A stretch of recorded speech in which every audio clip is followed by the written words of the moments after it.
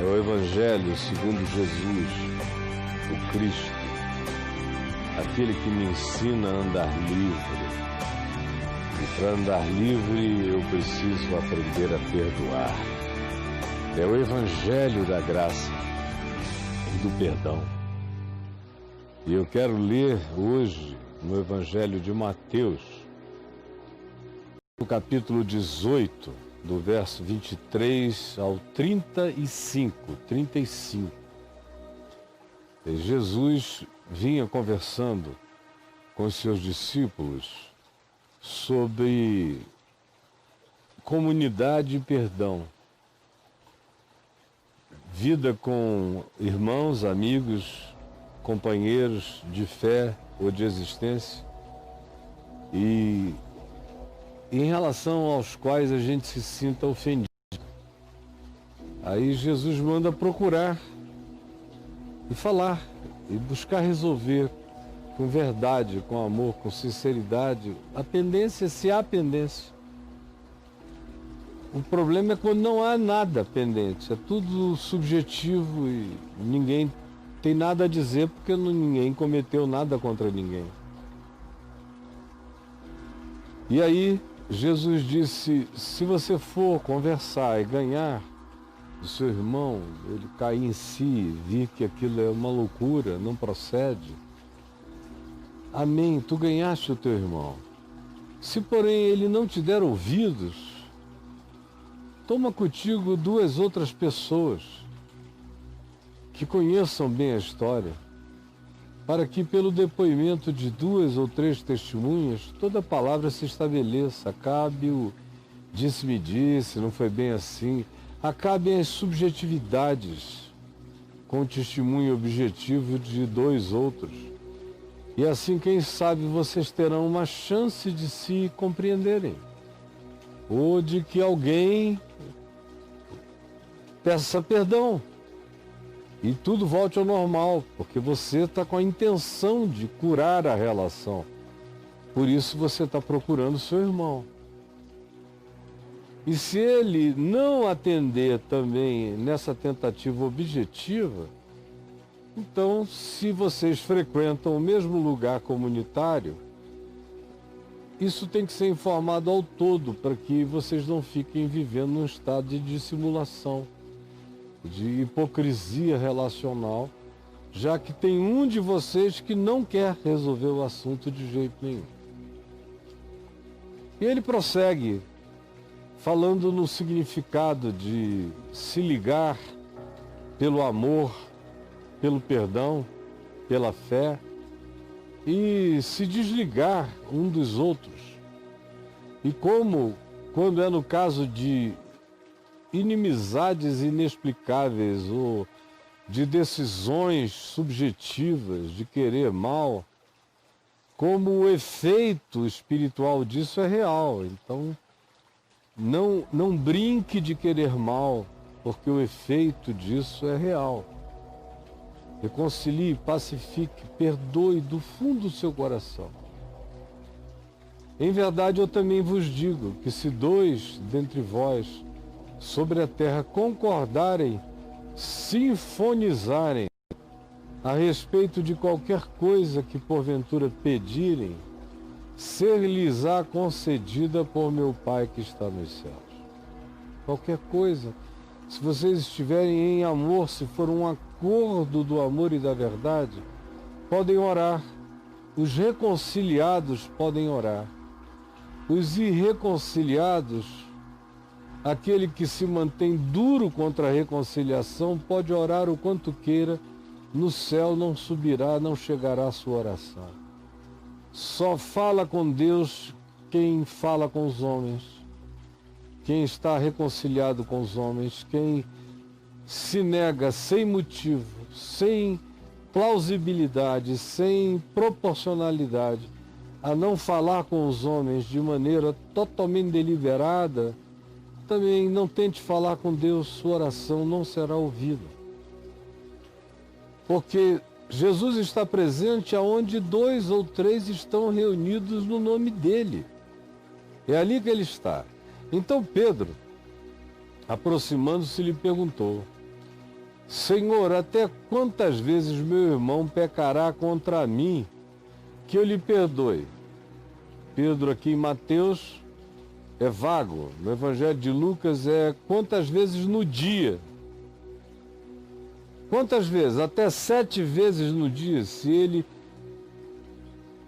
pecar contra mim 7 vezes no mesmo dia, eu tenho que perdoá-lo? Porque Pedro entendeu que o que Jesus tinha dito acima tinha a ver com perdão. E que sem perdão não há oração. Quantas vezes? Até quantas vezes? Respondeu Jesus, eu não te digo que 7 vezes, mas até 70 vezes 7. Ou seja, coloca no nível em que você não tem argumento para dizer que não vai, que não quer perdoar, que é direito seu não perdoar. O Evangelho tira o seu direito de não perdoar. Tira o seu direito, mesmo que você tenha sido ofendido. Tem um prazinho de validade.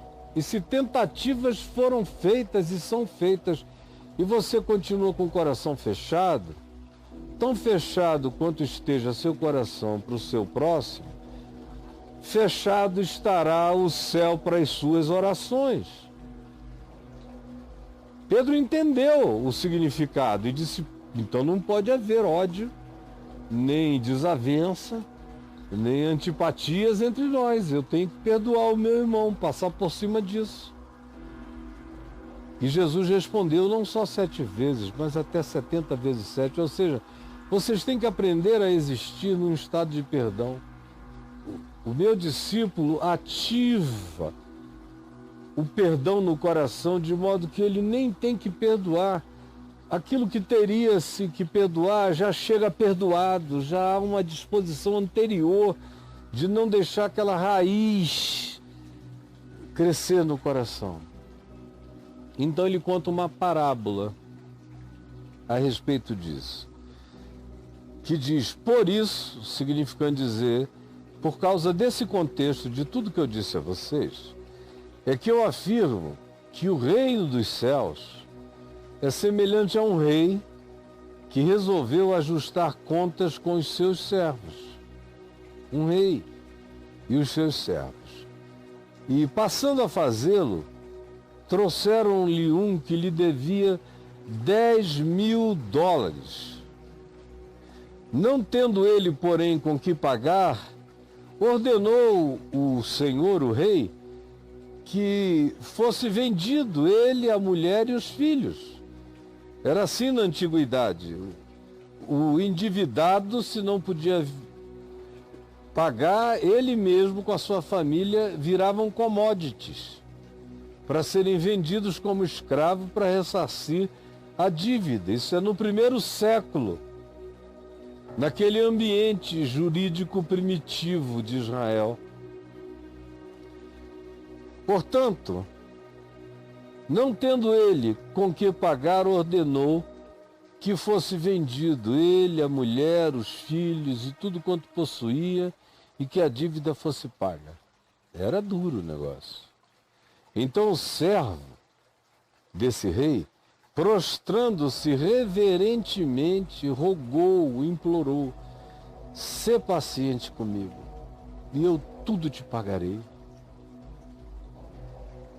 Sê paciente comigo. Então o Senhor, o rei daquele servo, compadecendo-se, misericordiando-se da situação, da impotência, da pobreza, da falência, do encurralamento econômico, financeiro e da humilhação moral, familiar que o homem iria viver e sofrer, compadecido da situação, da circunstância toda, mandou-o embora, dizendo, não precisa me pagar mais nada, eu perdoo a tua dívida. Tu estás livre, tu estás perdoado de toda a tua culpa, de toda a tua dívida. Vá em paz. Saindo ele dali, o servo, encontrou um outro, um colega de dívidas, de débito, Só que esse devia ao rei, tanto quanto devia esse moço que fora perdoado pelo rei, a ele devia algum dinheiro, lhe devia 100 denários. Ele devia ao rei $10.000 e agora ele deve para esse cara $100. Porém, esse a quem ele devia $100 e que também estava ali porque devia ao rei, agarrando-o na saída, sufocava-o, deu-lhe um mata-leão, tirou-lhe a respiração, dizendo: paga-me o que tu me deves, paga-me o que tu me deves. Enquanto engasgava e ele, desesperado. Então esse pobrezinho, engasgado, humilhado, se jogou aos pés dele, na frente de todo mundo, e implorava desesperadamente a mesma coisa que ele tinha pedido ao rei, e que o rei tinha ouvido e tinha perdoado-o de tudo, só porque ele fora humilde e se quebrantara e reconhecer a sua dívida. E disse: "Sê paciente comigo e tudo te pagarei." Agora ele aqui, muito mais arrebentado, humilhado, jogado no chão, e implora na presença de muitos a esse a quem ele deve $100. E diz a mesma frase que ele disse ao rei: "Sê paciente comigo e tudo te pagarei." Mas esse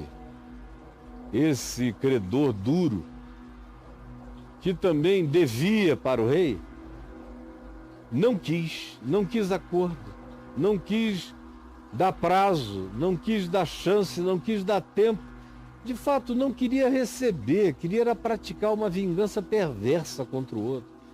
É um motivozinho que tu me deste, $100, eu não quero pagar não quero receber não. Eu quero é te esganar. Tem gente que não quer solucionar, só quer esganar. Antes, indo-se o esganador, lançou o homem endividado na prisão, até que saldasse a sua dívida. Um homem preso não paga dívida nenhuma porque não tem como trabalhar, como produzir. Ou seja, ele queria se vingar, ele queria humilhar, ele queria sentir uma potência pessoal. E tem muita gente perversa que se sente potencializada quando coloca o outro numa situação de endividamento, de não saber como sair do ciclo da dívida e acaba preso para sempre nessa roda de angústias, como milhares daqueles que estão me vendo e ouvindo aqui agora, vendo e ouvindo nos podcasts, estão vivendo, estão experimentando e conhecem perfeitamente o drama dessa história, o que ela produz, o que ela causa. Ele não quis a solução, ele preferia a não solução com a vingança da prisão. Então, os seus companheiros que estavam ali, vendo esse espetáculo de perversidade, em nome da legalidade, porque legalmente falando o homem devia. Então o que está em choque aqui é a lei contra a graça. O homem está pedindo graça, paciência, ele não está pedindo graça absoluta, ele está pedindo uma graça relativa, de tempo, de prazo. E ele pagaria, ele não está pedindo para ficar de graça. Mas o indivíduo não está querendo graça, ele prefere se remunerar pela utilização da lei, esmagando o outro até o fim. Ele não quer solução, ele quer a vingança da prisão. Por isso, vendo os seus companheiros o que se havia passado, entristeceram-se muito Porque essa é uma coisa que não tem como não entristecer todo mundo que acompanha, porque você vê a loucura e vê que é gratuito, que por mais que haja uma dívida, para além da dívida existe algo que nenhum recurso paga, que é o atendimento desse espírito vingativo, mesquinho. Os amigos, vendo isso, ficaram passados. Uma pessoa assim vai perdendo amigos. Só são amigos os que não veem como ele age. Os que veem como ele, como ela agem, perdem totalmente o encanto da amizade, vão se entristecendo muito. E foram relatar ao seu senhor, ao rei, tudo o que acontecera. Então o seu senhor mandou chamar esse outro que estava lá fora, que tinha esganado o pobre daquele que para com ele era endividado, e lhe disse: servo malvado. O Senhor mandou chamar esse que não conseguiu perdoar $100, que preferiu submeter o indivíduo a um estado de aprisionamento moral, social, psicológico, econômico, financeiro, de qualquer nível, preferiu. Ele queria fazer cativos, ao invés de resolver problemas. Então o Senhor, chamando-o, disse: preste atenção, porque se você é alguém que tem no coração esse espírito aqui, é com você que o Senhor está falando. Falando de novo, falando hoje, falando agora. O Senhor, chamando, lhe disse: servo malvado, você é malvado. Perdoei-te todas as tuas dívidas, Eu te perdoei os $10.000, os 100 mil, 10 mil, te perdoei tudo, e tu sais daqui, encontra alguém que te deve ali fora, e tu esganas a pessoa depois de eu ter te perdoado tudo. Quem és tu? Tu és um dissimulado.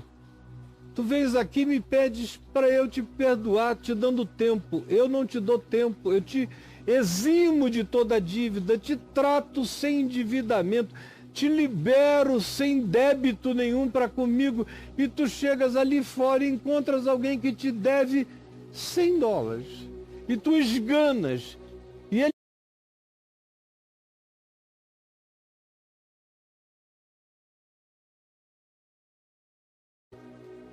e fazes com ele o que eu não fiz contigo, que era te colocar na prisão, a ti, tua mulher e teus filhos. Quanto a ele, tu fazes o que tu não querias que eu fizesse contigo, tu repetes contra ele. Por isso tu és malvado, tu não sabes transferir a bondade que tu recebes. Não sabe transferir para o próximo. Tu não tens senso de proporção nenhum. Tu fostes perdoado de $10.000 e não sabes perdoar 100. Tu és malvado.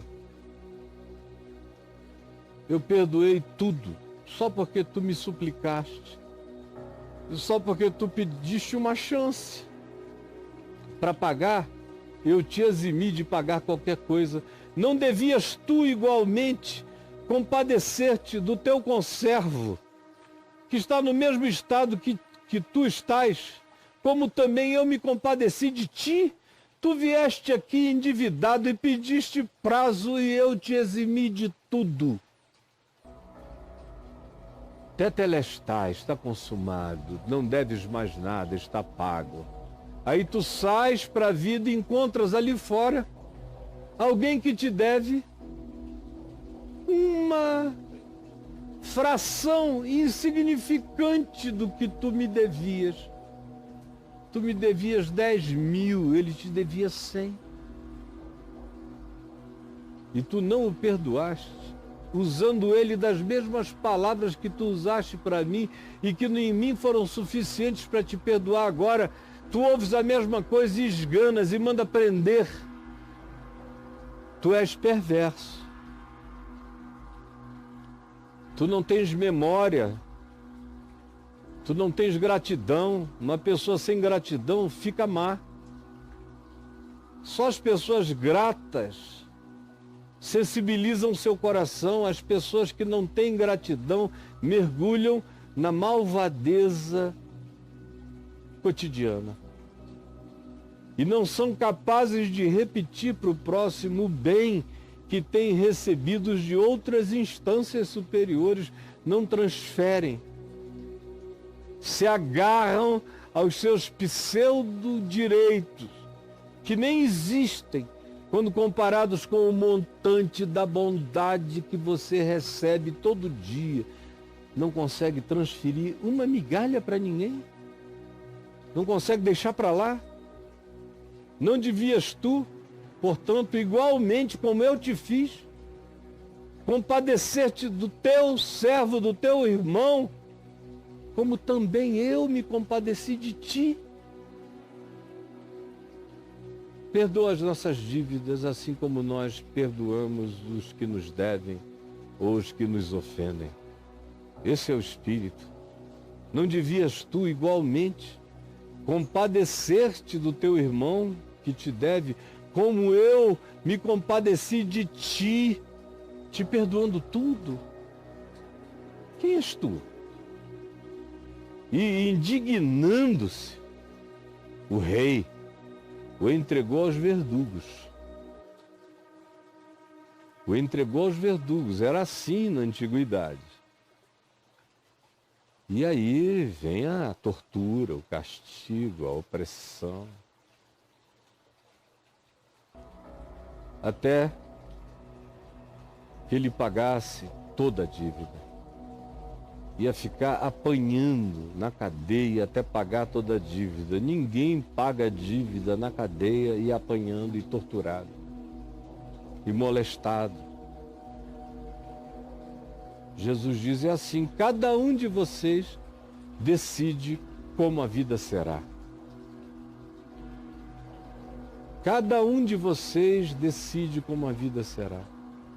Você quer perdão? Perdoe. Você quer misericórdia? Doe misericórdia, sirva misericórdia. Você quer boa vontade de todos, os que podem mais que você? Manifeste boa vontade para quem pode menos que você. Não guarde no coração nenhum tipo de ressentimento que se transforme numa vala, num fosso entre você e seu irmão. Isso será muito mal para a sua vida.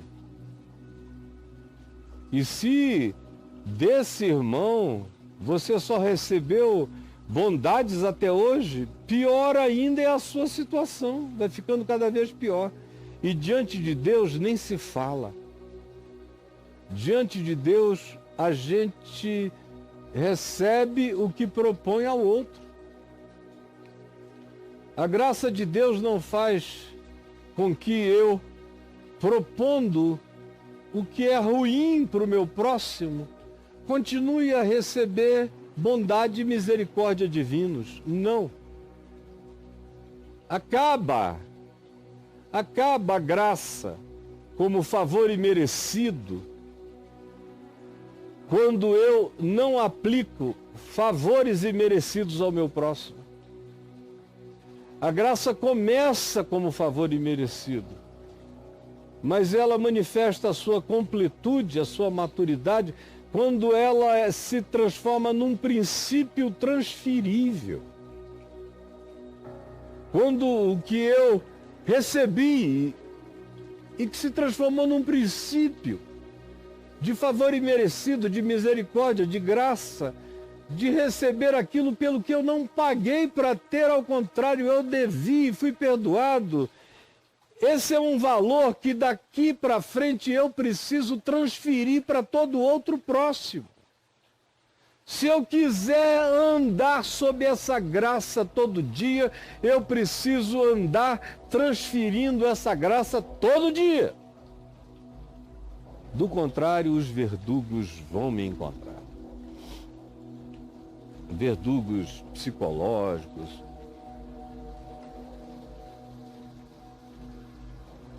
verdugos da psicossomatização. Esse cara malvado vai ficar doente, vai adoecer, vai se enfraquecer, vai se fragilizar, vai ser entregue aos verdugos da existência. Ou vai ter tristezas que ele não precisava ter, ou ele vai ter que lidar com a mesma coisa, só que agora contra ele, sem compaixão de ninguém. Porque aquele que semeia compaixão, colhe compaixão. O que semeia bondade, colhe a bondade. O que semeia reconciliação, colhe reconciliações. A vida é assim. Jesus disse que não tem ninguém que possa torcê-la para que ela se torne de outro modo. Ela é implacavelmente assim. E o Evangelho é implacável. Ele apresenta princípios de perdão, de misericórdia, de graça.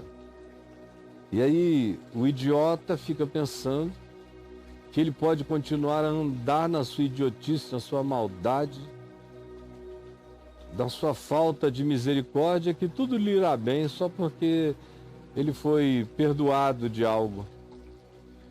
Foi perdoado, gigantescamente perdoado. Era 100 mil, 10 mil contra 100. Que desvantagem para você. E você chega e encontra o seu irmão e não lhe deixa passar uma migalha, cobra. Não quer nem receber, quer pisar nele, tem raiva dele. É quando aquele indivíduo tem mais raiva do devedor do que desejo de receber a dívida.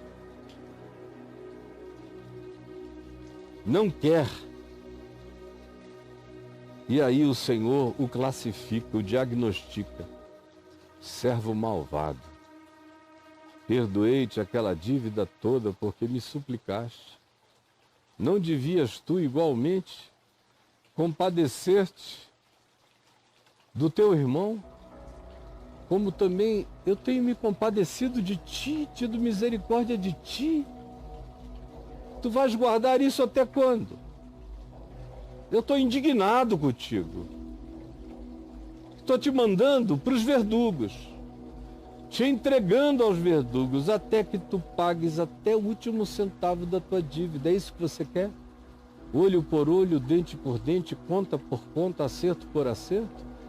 Esse é o critério de vida que você escolheu, então tome-o para você.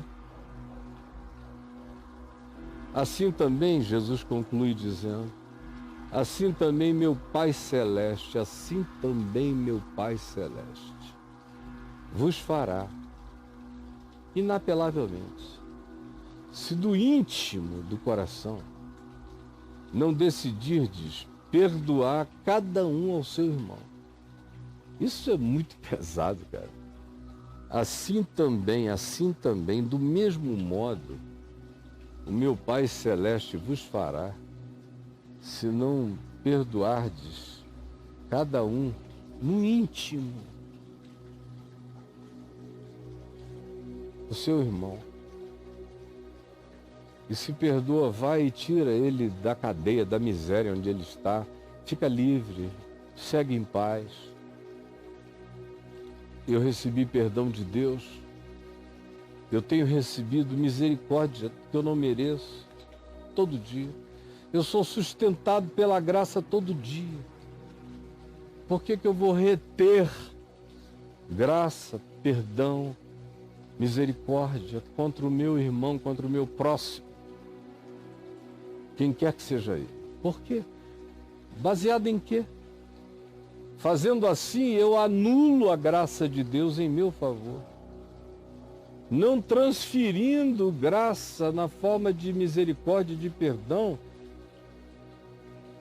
eu cancelo o Novo Testamento dessa aliança de perdão de Deus para com os homens. Eu cancelo. Eu digo que não creio nesse princípio, que serve apenas para Deus me perdoar e não significa nada na hora de eu perdoar o meu próximo, na hora de eu ser o Deus do meu próximo, perdoando o que ele não tem para me dar. O princípio é este. Não vai mudar para ninguém, nem para você, sob hipótese alguma. Ou você aprende a perdoar e perdoa efetivamente, desde o fundo do coração, ou se você retiver, se você se negar, se você não aceitar, nem no privado, nem com amigos, nem em hipótese alguma, o teu coração fechou, se bloqueou, se empedrou. Aí Jesus diz, olha, por isso, cuidado, o reino de Deus é assim. E conta essa história do homem que devia 100 mil, foi ao rei, implorou e foi perdoado de tudo. Quando saiu da sala, encontrou um servo dele, um companheiro de vida, um irmão, também endividado, só que endividado contra ele, em relação a ele, $100. E ele mata leão no cara, esgana galo nele e vai, paga o que tu me deve, seu desgraçado. E ele gritando no chão, dizendo, pelo amor de Deus, me perdoa, eu vou te pagar tudo, me dá tempo. Tempo nada! E joga ele na cadeia. E aí o Senhor o chama. Os amigos estão vendo, os amigos.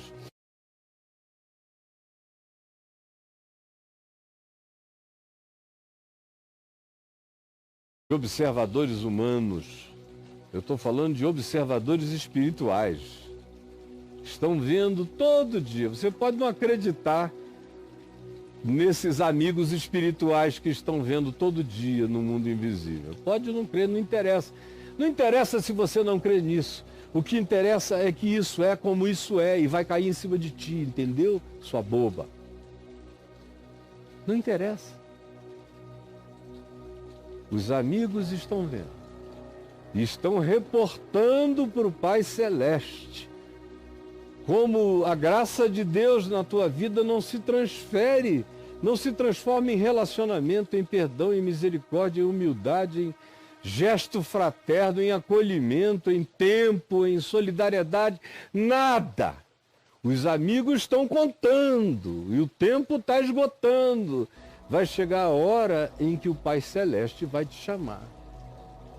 E ele não vai precisar fazer nada, ele vai só dizer que se cumpra sobre ti, que és malvado, aquilo que tu determinas que aconteça na vida dos outros. Que se cumpra sobre ti. Em verdade eu vos digo que tu não sairás dessa condição, nem desse estado, até que tu pagues o último centavo. É a antecipação do inferno para o indivíduo. O inferno começa antes para um bocado de gente. Para quem não perdoa, para quem não tem misericórdia, para quem não quer transformar o débito do outro em crédito, assim como o Pai Celeste tem transformado meus débitos em créditos de misericórdia. Quem não opera nesse câmbio do reino de Deus, fazendo essa operação, acabará como perverso malvado na mão dos verdugos, apanhando sem ter como pagar e sem ter como sair dali. Escolheu o ciclo da perversidade como ambiente para o resto da sua existência, antecipou o inferno como angústia para a sua consciência. Aí tem alguém, ou tem muitos me assistindo ou me ouvindo aqui agora, dizendo, eu já fiz isso, eu costumo fazer assim, não sinto nada, não dói em mim, não teve consequências. Seu bobinho, sua bobinha, você pensa que isso é assim como karma imediato? A gente não sabe o tempo que demora até os amigos contarem tudo ao Pai Celeste, até o Pai Celeste te chamar. Você provavelmente esteja vivendo nesse interregno. se jactando de que consegue ser mazinha assim, malzinho assim, sem consequências. Não seja tolo. Aquilo que o homem semear e do jeito que a gente escolher viver é do jeito que a gente terá. Não faça isso. Porque se você fosse sozinha, era só você experimentar a consequência. O problema é quando você é assim, minha filha, e os teus filhos pequenos estão dentro do mesmo barco e vão sofrer as consequências da tua vida, porque tu és assim, malvadinha, sem misericórdia, sem desejo nenhum de tratar o próximo como você quer que Deus te trate. Você quer que Deus te trate bem? Trate o próximo bem.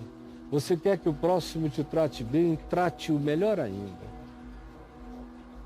Essa é a lei da vida, inescapável, implacável, não cancelável. Não há acordos posteriores depois que Jesus decretou que assim seria. Senhor Jesus, por favor, permite que essa palavra, essa parábola da vida tão concreta, tão real, seja compreendida e que o resultado disso é que o coração de alguém, de alguns, de muitos se abram e sejam salvos do juízo que eles mesmos estão entesourando contra si próprios. Por favor, salva-nos de sermos vítimas das sentenças que nós proferimos contra o próximo, salva-nos de sermos vítimas da alienação com a qual alienamos o próximo, salva-nos de sermos vítimas desse ato contínuo de tratarmos o próximo com indiferença, sem sabermos que assim estamos estabelecendo a nossa própria sentença. Salva-nos da estupidez espiritual dessa falta de compreensão. É o que eu te peço, e ativa o perdão em nós, o perdão que não é nada além de uma decisão, de uma escolha, de um dizer, tá bem, tá feito. Ajuda-nos a ativarmos o perdão que mantém a inteireza do nosso ser na tua presença. É o que eu te peço, em nome de Jesus. Amém.